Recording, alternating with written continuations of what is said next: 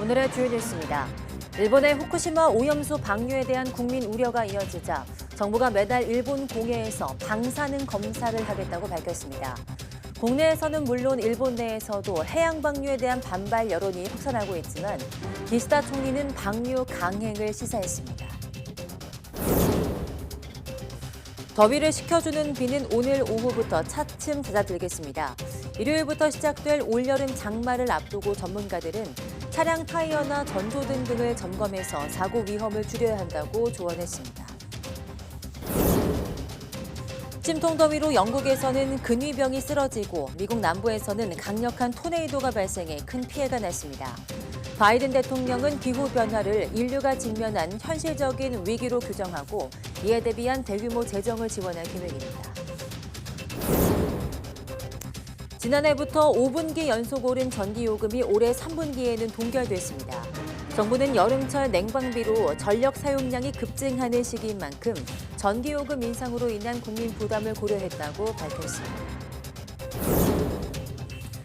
천연기념물이자 멸종위기종인 수달이 서식지에서 200m 떨어진 연못에서 비단 잉어를 사냥하는 모습이 포착됐습니다. 연못에서 나는 물고기 냄새를 맡고 먼 거리를 찾아온 것으로 보입니다.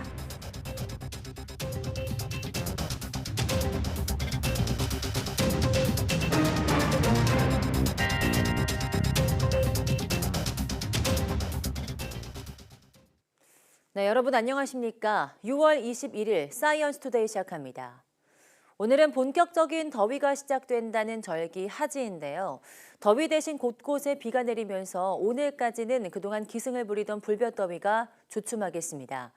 올여름 장마는 예년보다 6일 늦은 25일쯤 제주도부터 시작될 전망입니다. 정혜윤 기자입니다. 흐린 날씨에 비까지 내리며 하루 만에 계절이 제자리를 되찾았습니다. 34도까지 올랐던 서울 낮 기온은 30도 아래로 뚝 떨어졌습니다. 불볕더위를 누그러뜨린 비는 전국으로 확대해 오늘 오전까지 이어지겠습니다. 비의 양은 10에서 60mm 정도. 하지만 북쪽 찬 공기와 남쪽의 따뜻한 공기가 부딪히며 비구름이 발달해 곳곳에 천둥 번개와 돌풍이 동반될 가능성이 큽니다. 예년보다 늦어진 올여름 장마는 일요일인 25일쯤 제주도부터 시작될 전망입니다. 북태평양 고기압이 확장하고 서해상에서 저기압이 유입되면서 일본 부근에 머물던 정체전선이 제주도 부근까지 북상할 것으로 보입니다. 북상하는 정체전선의 영향으로 25일을 전후해서 제주도에는 비가 내릴 것으로 예상됩니다. 예보대로 25일 비가 내린다면 예년보다 6일 늦은 장마의 시작입니다. 장마전선의 내륙 상륙이 언제가 될지는 아직 유동적입니다. 남부는 이번 일요일 제주도와 함께 장맛비가 내릴 가능성이 있지만 중부는 장마가 다음 달에 시작될 가능성도 있다는 것이 전문가들의 분석입니다. YTN 정혜윤입니다. 네, 이번 장마철에도 많은 비가 내릴 것이라는 기상예보가 나오고 있습니다. 차량 타이어나 전조 등을 미리 점검해서 사고 위험을 줄여야 한다고 전문가들은 조언했습니다. 최기성 기자입니다. 우선 순위를 따지면 타이어 점검이 먼저입니다. 도로가 미끄러워져 평소보다 제동거리가 더 길어지기 때문입니다. 내연기관차뿐 아니라 20% 넘게 무게가 더 나가는 전기차도 타이어 마모도를 잘 살펴봐야 합니다. 장마철에 특히 신경 쓸 것은 결국 타이어죠. 대형 사고의 위험이 있기 때문에 위치 교환도 좀 필요하고 특히 빗길에서는 도로 마찰력이 낮아질 수 있기 때문에 평소보다 공기압을 5에서 10% 정도 더 넣는 요령이 필요합니다. 전조등이나 브레이크 등이 제대로 작동하는지도 볼 필요가 있습니다. 비가 오면 아무래도 어둡죠. 특히 브레이크 램프가 잘 들어오는지 봐야 될 텐데 출발 전에 브레이크 밟을 때 램프가 잘 점등되는지 룸미러로 확인하는 습관도 꼭 필요해 보입니다. 에어컨을 자주 가동하는 여름철에는 전기 사용량이 많아집니다. 배터리 상태를 미리 확인해야 합니다. 와이퍼가 낡았다면 새 제품으로 교체하는 걸 추천합니다. 전방 주시, 전방 확보가 굉장히 중요한데 워시액을 한 통 정도 미리 준비를 하시는 것도 좋습니다. 장거리 뛰실 때요. 또 와이퍼 고무가 1년에 2번씩 갈아야 되는데 몇천 원 정도면 충분히 교체를 할 수가 있으니까 습기 탓에 곰팡이가 생길 수 있는 만큼 에어컨 필터를 바꿔주는 것도 좋습니다. YTN 최기성입니다. 찜통더위가 이어지고 있는 영국에서는 이번 달 들어 세 번째로 왕실 근위병이 행사 도중 쓰러지는 일이 발생했습니다. 미국에서는 때이른 이상 고온으로 인한 토네이도가 곳곳을 강타해 큰 피해가 났습니다. 바이든 대통령은 기후변화는 인류가 직면한 진짜 문제라며 이에 대비한 대규모 재정 투입을 예고했습니다. 황보연 기자입니다. 찰스 3세 영국 국왕이 기사단 훈장식을 거행할 윈저성으로 참석자들이 걸어 들어갑니다. 흥을 돋우며 악대가 지날 즈음 뭔가 바닥에 떨어진 듯 철커덩하는 소리가 들립니다. 금색 투구를 쓴 채 자세를 흐트리지 않던 근위병이 그대로 쓰러졌습니다. 예년 이맘때보다 10도 가까이 높은 무더위를 이기지 못한 겁니다. 전 세계적인 이상고온 현상은 미국 남부 토네이도에도 영향을 미치고 있습니다. 해수 온도가 높아져 더 많은 습기를 머금은 강력한 토네이도가 만들어졌습니다. 곳곳에서 지붕이 날아가고 전선이 망가졌으며 인명피해도 속출했습니다. 급한 대로 정전 복구부터 시작했지만 워낙 상태가 엉망이라 만만치 않습니다. There's a process involved because we often have to assess what needs to be done, get any trees out of the way, set new poles, then hang new wire. 세계 기상기구는 유럽이 산업화 이전보다 평균 기온이 2.3도가 높아졌다며 세계에서 가장 빠르게 온난화되고 있는 대륙이라고 지적했습니다. 극심한 더위로 유럽에선 지난해 16,000명 이상이 숨졌고 강풍과 홍수로 인해 우리 돈으로 2조 5천억 원 규모의 피해가 발생했습니다. 미국 바이든 대통령은 기후변화를 인류가 직면한 현실적이고도 강력한 위기로 규정했습니다. You know, I've toured many sites across the country that clearly show climate change is a genuine, is the existential threat to humanity. The existential threat to humanity. 미국 정부는 폭풍과 해일에 대비한 제방과 방파제 건설 사업에 우선 6억 달러를 투입하고 전력망과 인터넷 통신선 현대화에 추가로 20억 달러를 지원할 계획입니다. YTN 황보현입니다. 야외에서 일하는 배달기사와 대리기사, 장소를 옮겨가며 일하는 강사 등을 이동 노동자라고 부릅니다. 이들은 무더위 속에서 야외를 다녀야 해 온열 질환에 걸릴 가능성이 큰데요. 이들에게 시원한 생수를 무료로 나눠주는 사업이 올해 더 많은 지자체로 확대됐습니다. 이상곤 기자입니다. 배달 노동자들이 오토바이를 타고 열기가 올라오는 도로 위를 달립니다. 포장된 음식을 신속하게 전하기 위해 헬멧을 쓴 채로 계단을 오르락 내리락. 찜통더위에 숨이 턱까지 차오르고 온몸이 금세 땀으로 젖습니다. 잠시나마 생수 한 모금으로 더위를 식힙니다. 도로에서 지열이 올라오잖아요. 정말 현기증도 나고 아찔하고 슈퍼에서 물을 사 먹거나 그리고 음식점에 들어갔을 때 이제 물을 좀 이렇게 양해를 구하고 먹는 경우가 많고 이처럼 불볕더위에 야외에서 일하는 배달기사와 택배기사 등 이동 노동자들은 탈진이나 열사병 등 온열질환에 주의가 필요합니다. 지난해 전국 온열질환자는 1,500여 명으로 이 중 80% 이상이 야외에서 발생했기 때문입니다. 이동 노동자를 위한 쉼터에 시원한 생수를 가득 채운 냉장고가 등장했습니다. 사회복지 공동모금회 등의 지원으로 마련됐는데 이동 노동자라면 누구나 하루 한 병씩 이용할 수 있습니다. 이동 노동자들을 위한 생수 나눔 사업은 2년 전 서울에서 시작돼 올해 경기도와 대전 등으로 확대됐습니다. 올해 지자체 7곳에 지원되는 생수는 19만 병. 배달기사 등이 손쉽게 이용할 수 있도록 생수 나눔 장소를 확인할 수 있는 얼음물 지도도 만들었습니다. 그러니까 올해는 경기, 충남, 대전, 광주, 전라까지 좀 더 확대할 수밖에 없었고 이 사업을 통해서 우리 이동 노동자들에게 좀 더 큰 힘이 되어줬으면, 보탬이 되어줬으면 하는 바람입니다. 생수 나눔 사업에 참여하는 지자체가 많아질수록 한여름에 이동 노동자가 조금 더 안전하게 일할 수 있는 환경이 조성될 거로 기대됩니다. YTN 이상곤입니다. 천연 기념물이자 멸종위기 종인 수달은 귀여운 외모와는 달리 하천 생태계의 최상위 포식자입니다. 이 수달이 연못에 침범해 비단 잉어를 사냥하는 모습이 카메라에 포착됐습니다. 김민성 기자입니다. 밤늦은 시각 전북 전주천 인근 한 카페 연못. 수상한 존재가 눈에서 빛을 뿜으며 숲을 이곳저곳을 헤집고 다닙니다.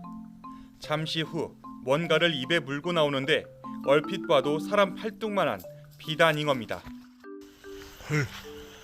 두드리는 소리에 놀라 달아나는 녀석, 정체는 수달입니다. 20-30초도 안 되는 사이에 큰 물고기를 물고 나와서 돌 위에 던져 놓더라고요. 던져 놓고 다시 들어가서 또 사냥을 하려고 하는데 제 인기척을 느꼈는지 수달이 그냥 바로 도망갔어요. 한밤의 추격전 이후 화성 씨는 수달이 깜빡 흘리고 간 잉어를 수로 근처에 가져다 주었습니다. 그렇게 끝인가 싶었는데 녀석의 연못 출퇴근은 계속되고 있습니다. 그 사이 10년 넘게 공들여 키운 씨알 굵은 잉어들이 몽땅 사라졌습니다. 전주천입니다. 수달이 다녀간 연못까지 여기서부터 직선으로 약 200m인데요. 저와 한번 가보겠습니다.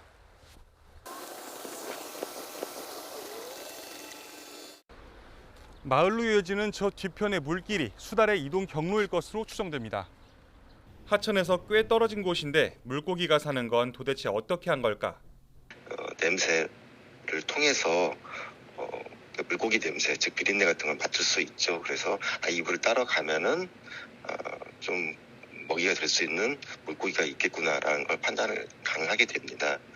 2018년 전주시 조사 결과에 따르면 전주천과 삼천에 사는 수달은 모두 8마리 정도. 수달이 한 번 찾아온 이상 앞으로 계속 마주칠 가능성이 큽니다. 고기가 다 없어지면 수달이 안 온다고 하니 그때까지 좀 기다려 봤다가 수달이 이제 발걸음이 뜸해지면 그때 다시 고기를 사다 넣을 예정입니다. 잉어 주인에서 수달 집사로 변신하는 건 아닌지 연못을 사이에 둔 눈치 게임은 어쩐지 이제 시작일 것만 같습니다. YTN 김민성입니다. 침몰한 여객선 타이타닉호를 보려다 실종된 잠수정 타이탄에 대한 수색과 구조 작업이 난항을 겪고 있습니다. 잠수정에 남아있는 산소가 모두 떨어질 것으로 예상되는 내일 오후까지가 구조 골든타임이 될 것으로 보입니다. 이만수 기자입니다. 지난 1912년 침몰한 타이타닉호의 잔해를 관찰하기 위한 잠수정 타이탄입니다. 미국 매사추세츠주 케이프코드에서 1,500km 떨어진 곳, 수심 4,000m 바닷속에서 실종된 것으로 추정됩니다. 미국과 캐나다 해군, 해안경비대는 물론 민간업체까지 투입됐지만 수색 작업은 더디기만 합니다. To date, those search efforts have not yielded any results. 조종사를 포함해 영국의 억만장자 등 승객 5명의 생사 여부도 확인되지 않았습니다. 구조당국은 잠수정 안에 아직 40시간 정도 숨 쉴 수 있는 산소가 충전돼 있는 것으로 추정합니다. 충분히 살려낼 수 있는 골든타임이 남아있다고 가족과 친구들은 믿고 있습니다. I'm just hoping for good news. Every single second, every single minute feels like hours. 하지만 구조와 수색 여건이 녹록지는 않습니다. 함정과 항공기의 음파 탐지기까지 동원됐지만 워낙 범위가 넓어 어려움을 겪고 있습니다. Honestly, it's finding a needle in a haystack. There is nothing like that we can use below the sea. 전문가들은 잠수정 실종 이후로 동력 이상이나 침수, 바닷속 물체에 걸렸을 가능성에 주목합니다. 벌써 실종 사흘째를 지나고 있지만 모두 살아 돌아올 수 있다는 희망의 끈은 아직 그 누구도 놓지 않고 있습니다. YTN 이만수입니다.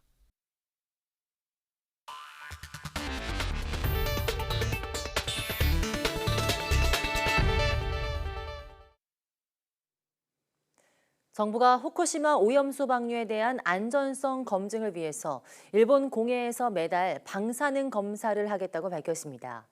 여당도 과학적 검증을 강조하며 거들었지만 야당은 정부와 여당이 합리적 우려를 괴담으로 매도하고 있다며 단식 투쟁에 돌입했습니다. 이승배 기자입니다.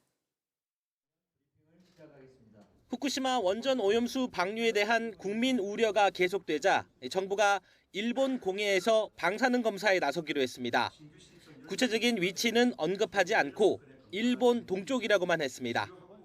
도쿄 전력이 있는 후쿠시마 인근으로 추정됩니다. 매달 한 번씩 시료를 채취해 농도 변화를 공개하겠다면서 이미 지난 4월에 비교를 위한 해수 채취도 마쳤다고 설명했습니다. 주기적으로 한 달에 한 번씩 가서 시료를 채취하고 그 부분에 대해서 검사를 해서 방류 전과 방류 후의 변화를 봐가면서 그 부분의 결과를 투명하게 국민분들께 알려드리겠다. 우리나라 주변도 조사 지점을 108개 늘려 방사능 유입을 빈틈없이 감시하겠다고 강조했습니다. 본격적인 휴가철이 오기 전에 해수욕장에 대한 방사능 긴급조사도 진행합니다. 부산 해운대와 제주도 함덕해수욕장, 강원도 경포해수욕장 등 전국 20곳으로 개장 전에 조사를 마치겠다는 계획입니다. 국민의힘도 원자력 전문가를 국회로 불러 과학적 검증을 강조하며 정부 대응에 힘을 실었습니다. 정용훈 카이스트 교수는 후쿠시마 원전 오염수가 방류되고 100년을 살아도 아무런 영향을 받지 않는다고 주장했습니다.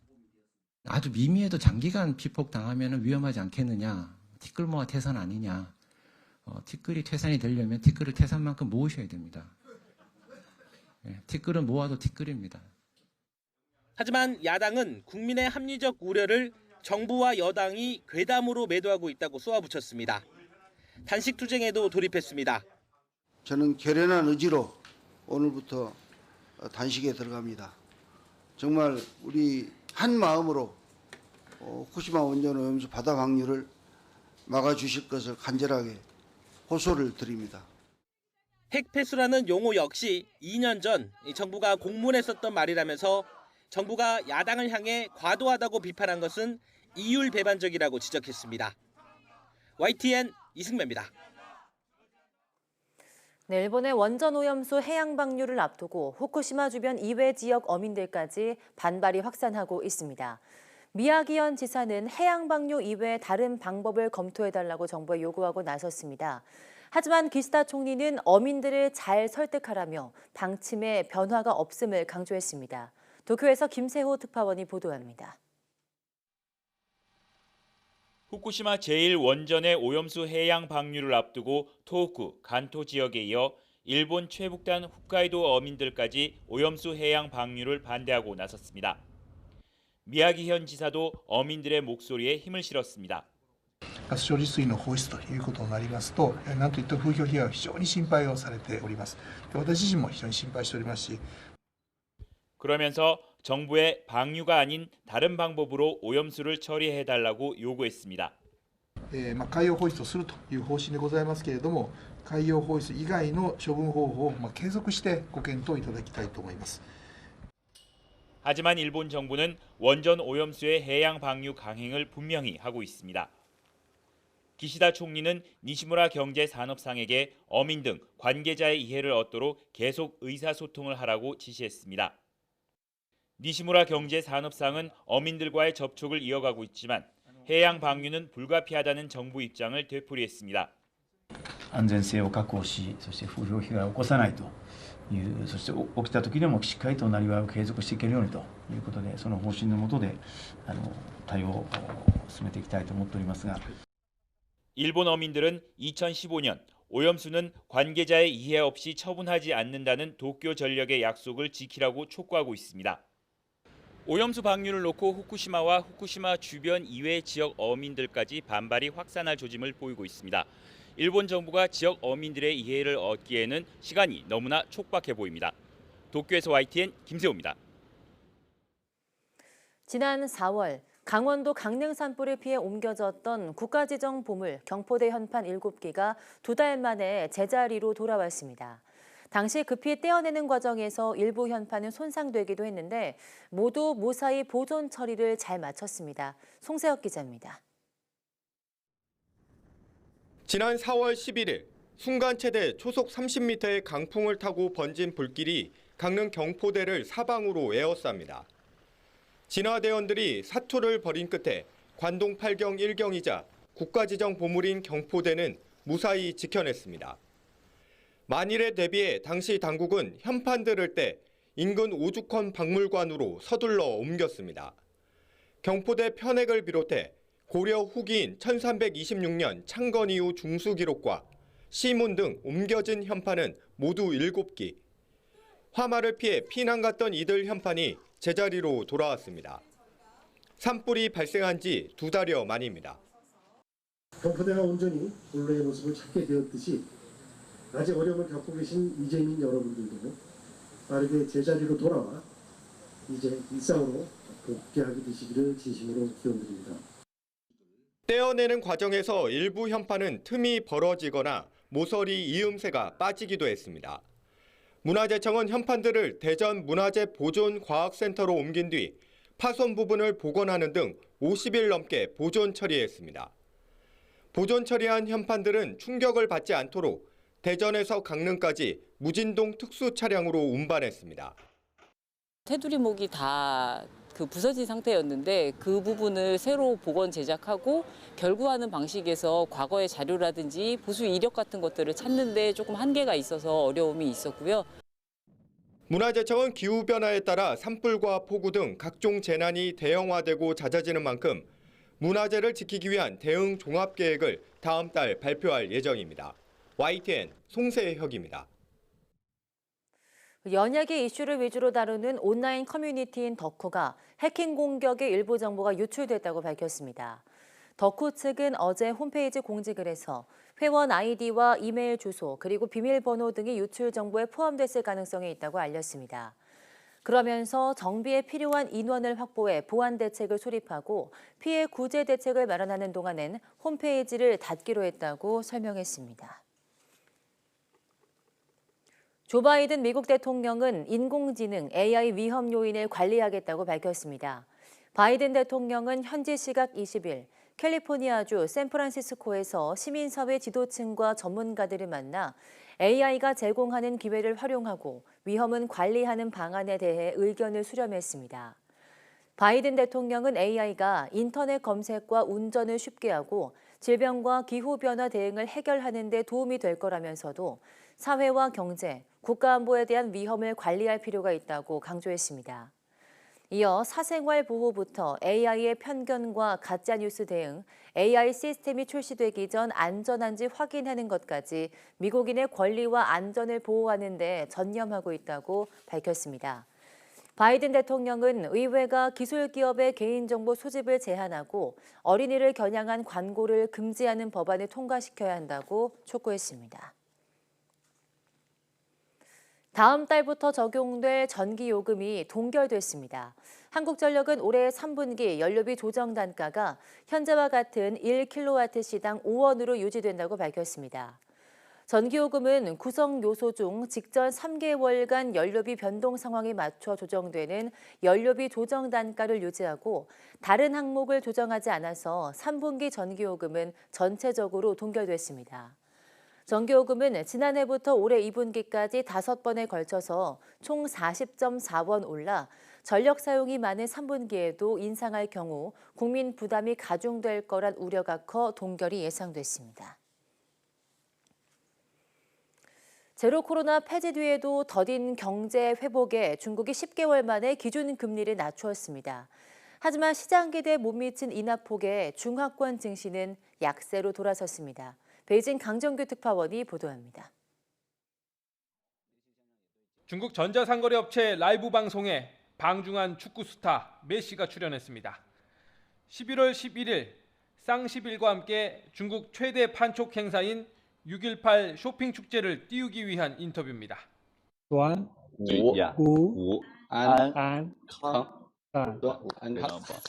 그러나 올해 6.18 기간 판매량은 처음으로 공개되지 않았습니다. 경쟁적 할인 혜택에도 중국인들의 지갑이 열리지 않은 겁니다.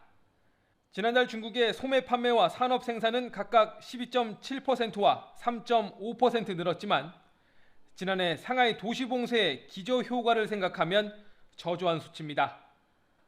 수출은 1년 전보다 7.5% 감소했고 청년 실업률은 20.8%로 역대 최고를 찍었습니다. 결국 중국인민은행은 기준금리 역할을 하는 대출 우대금리를 0.1%포인트 내렸습니다. 중국의 기준금리 인하는 10개월 만으로 유동성 공급을 통한 경기 부양에 나선 걸로 풀이됩니다.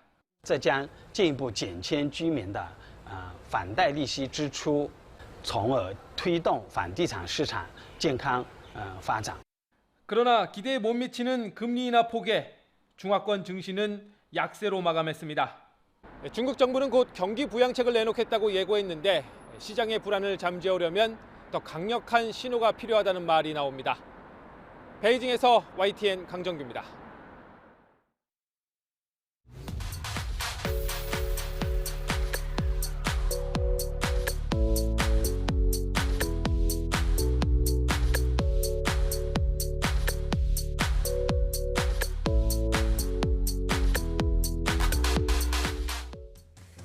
네, 일상생활에서 과학의 원리를 조금만 이용하면 쉽고 편하게 해결되는 일들이 많은데요. 오늘 오후 사이언스 투데이 과톡에서는 통조림 햄을 빼내는 법부터 또 밀폐용기 뚜껑을 쉽게 여는 방법까지 과학이 주는 생활 꿀팁을 전해드리겠습니다. 많은 시청 바랍니다. 함께해 주신 여러분 고맙습니다.